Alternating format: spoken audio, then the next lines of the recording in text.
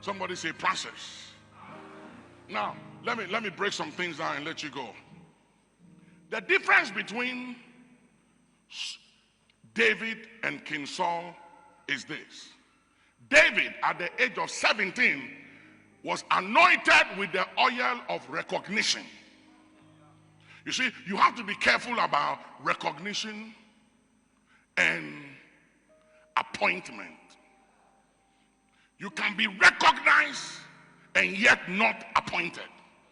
And that is the problem with us. As soon as we get a little recognition and a little exposure, we develop this mentality of, I have arrived. Who told you?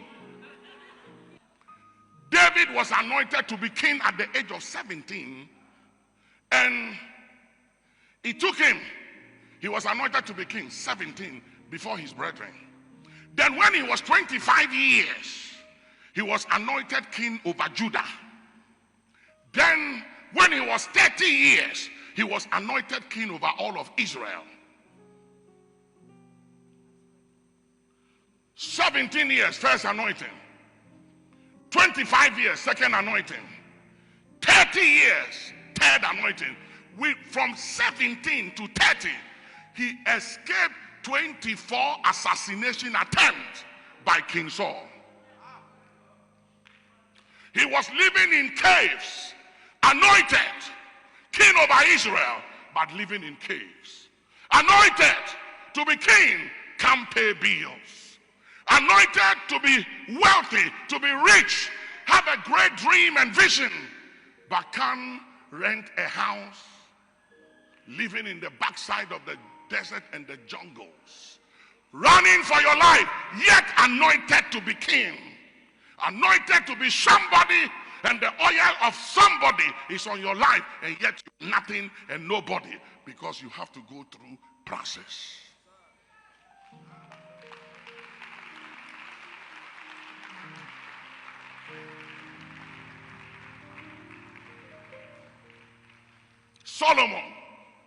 Solomon became king over Israel without process at the age of 20 years. That was one of the problems of Solomon. He became king at the age of 20. And because he hadn't been through process and didn't fight for it and didn't earn it, and it was handed over to him by father and by daddy, he didn't know the value of it.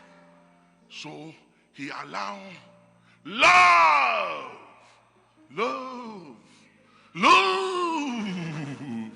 for strange women to override his obedience and made his wisdom foolish.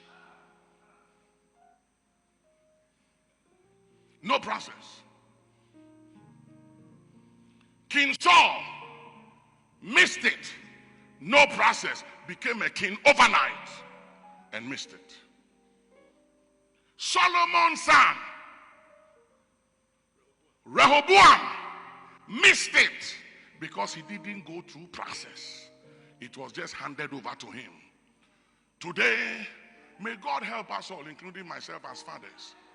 We are building the future for our children, but we haven't prepared them for the future.